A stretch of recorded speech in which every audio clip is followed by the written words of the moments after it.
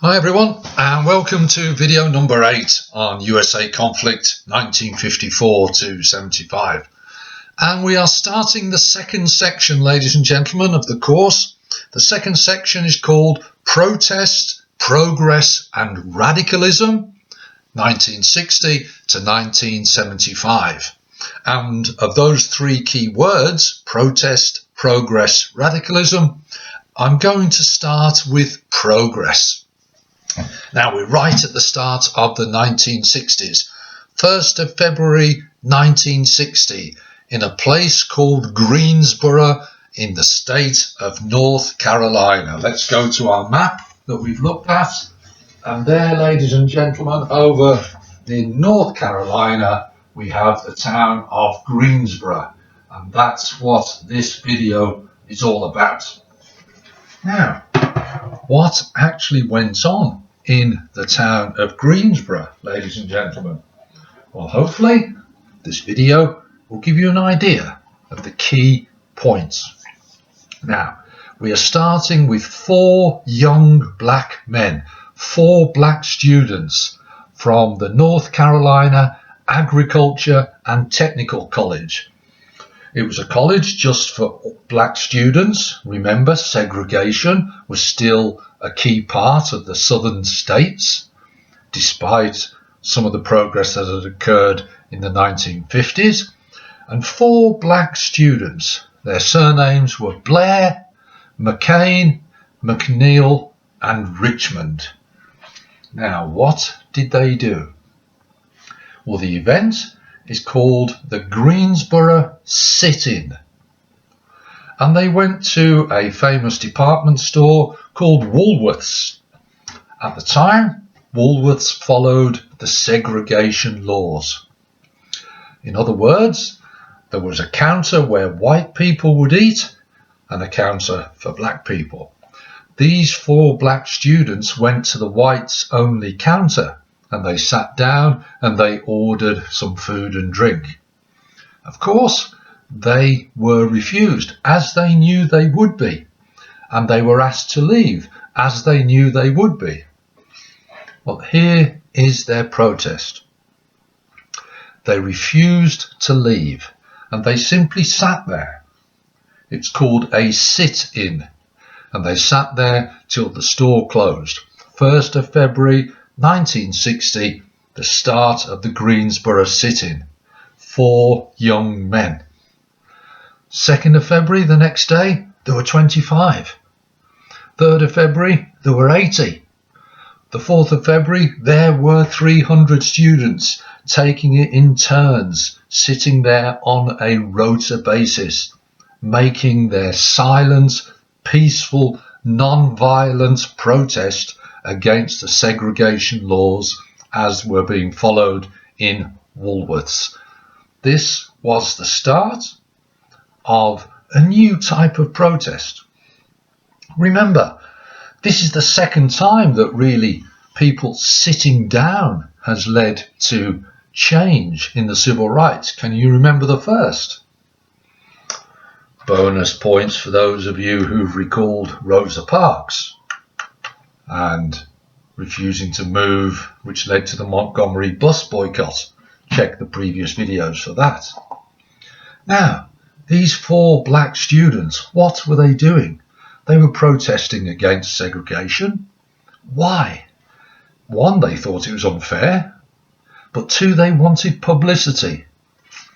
Some of the students involved in the sit-in were arrested. Some of the students faced threats, intimidation and violence, but they responded in a non-violent way. They were following the policy of Martin Luther King, non-violent protest. So Greensboro was a sit-in. Other sit-ins followed. People copied the example of Greensboro. I'll show you a map of the southern states. Now there we have many of the southern states. Everywhere where there is a little blob of blue tack there, ladies and gentlemen, that's where other sit-ins occurred. Can you see what is happening? They are spreading across the southern states.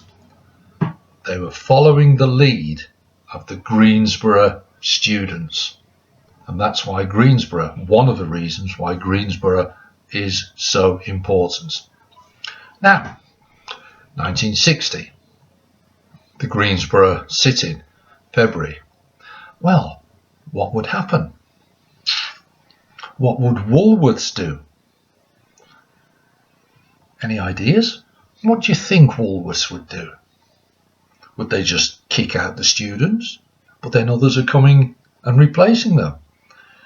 They couldn't really use violence, although violence was used against some of the students. What could Woolworths do? Well, the Woolworths in Greensboro agreed to desegregate. Why do you think that was? Simple economics, ladies and gentlemen. Working for the Yankee dollar. The Yankee dollar. The Greensboro Woolworths was losing money. Again, if you think back to the Montgomery Bus Company, they were losing money because of the boycott. Finance, economics, beginning to have an impact on the civil rights movement to make progress. So, as the sit-in continued, other civil rights groups arrive in North Carolina. CORE, C-O-R-E, the Congress of Racial Equality. They arrive. SCLC, the Southern Christian Leadership Conference, set up by King and Abernathy and others in Montgomery. They're arriving because they want to support the students and also train them, help them develop, particularly this idea of non-violent reaction. April 1960 at Shaw University in Raleigh, another town in North Carolina, a new group was set up called the SNCC, Student Nonviolent Coordinating Committee, SNCC, or they were nicknamed for short SNCC, SNCC, SNCC, and their objective again was to try and push this idea of protest in a non-violent way, even if the students were faced with intimidation and threats.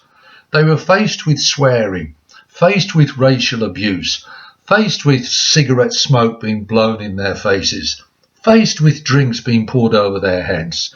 They were trained not to react violently, but just sit there peacefully. And the SNCC, the SNCC, they helped with this. Now again, they developed many members of SNCC. I wonder if they were called Snickers. Sorry. Other chocolate bars, of course, are available. Now, as these other groups, the CORE, the SCLC, the SNCC, as they get involved, the sit-ins spread. As I've said, the Woolworths in Greensboro actually decided to allow segregation in Greensboro, but Woolworths across the other parts of the southern states, it was to be another 4 or 5 years before they desegregated completely. So yes, there's progress, but again, it is quite slow and localized. But the Greensboro sit-in was making progress. It was significant. It was important. Any reasons why you think it was so significant? Well, here's a few. Number one, it's getting the young people involved.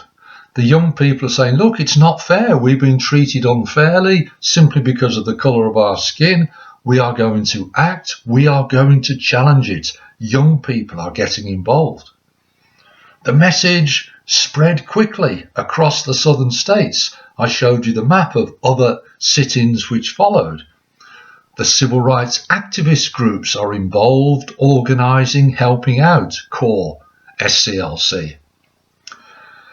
Also, there's quite an important new development. In the sit-ins, it started with 4 black students, but it quickly became multiracial. white and black people were going to the Woolworths and sitting in, the white people supporting the black people. It's a white and black movement together against some of the Jim Crow segregation laws in the Deep South. Also, big numbers were involved. By April 1960, just a couple of months after the start, 50,000 people are involved. It's a huge spread.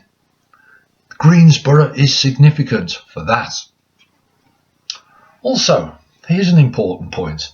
They're just sitting in a shop, in a restaurant, in a cafe, in a great big department store. The public can see it. It's visible to the public.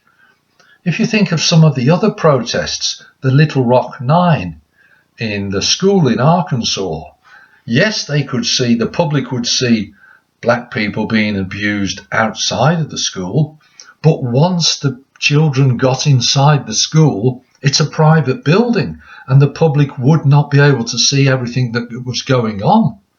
But if you're just sat in an open space, a public space, the Woolworths counter, the public can see everything. They could see the violence, the threats against the people who were doing the sit-in, and also, importantly, the public would see their non-violent reaction. So again, it was important for the message to get shown. It was very visible to the public. And that links in with the media coverage. Widespread media coverage, newspapers, radio, etc. The message would get to other parts of America. And soon, other parts of America were beginning to pick up on the message and arrange demonstrations, protests, rallies, and saying, look, we need to call for desegregation. So the Greensboro Sitting, one of the first actions of this new decade, the 1960s, and it's another step forward in progress for the civil rights movement. Now, let's have a little look. In our previous video, we had a go at an inference question. Remember what I said inference was? Looking at a piece of evidence and reading between the lines, making a suggestion about what you can get from that evidence. Well, here's another one for you, ladies and gentlemen. Have a look at these two badges. There we see, look, the top badge. I apologise for my terrible artwork. That's supposed to be two people shaking hands, a black person and a white person shaking hands. And then underneath, SNCC, the SNCC, Student Non-Violent Coordinating Committee. Well done. Down here, a second badge, SNCC, one man, one vote. Now, here's a question. Could be an exam style question for you. Give two things you can infer about the SNCC from them. Well, what can you work out? Looking at the badges, what can you suggest about the SNCC? Any ideas? How about this? One thing I can suggest is that the SNCC was very keen to have black and white people working together, full stop. The evidence for this is the black hand and the white hand shaking hands, making friends, working together, full stop. 2 out of 2. You've made an inference and you've supported it with evidence. Another inference I can make about the SNCC is that they were very interested in developing black registered voters. Full stop. The evidence for this is simply on the badge. It's demanding one man, one vote, whether you are white or black. 4 out of 4. That's the way that you can build up work on an inference question, ladies and gentlemen. We'll do more as the videos progress. So there we have it. There we have it. The Greensboro Sitting. 1990. A group called James had a song. Do you know it? Oh, sit down, oh, sit down next to me. Sit down, sit down, sit down, sit down in sympathy. Apologise for the singing. Now, 4 brave men said, we'll sit down in the Greensboro Woolworths, not for sympathy, but to challenge with bravery. That's what they were doing, peacefully. So that's the first bit of progress in the 1960s. The next video, hooray, yet more progress. I wonder what it is. To give you a clue, just a hint, ladies and gentlemen, we're back to the buses. So that's coming soon. As ever, I hope it's been useful as we make our way through the history of the United States of America, 1954 to 1975. All the best now. Speak to you soon. Bye now.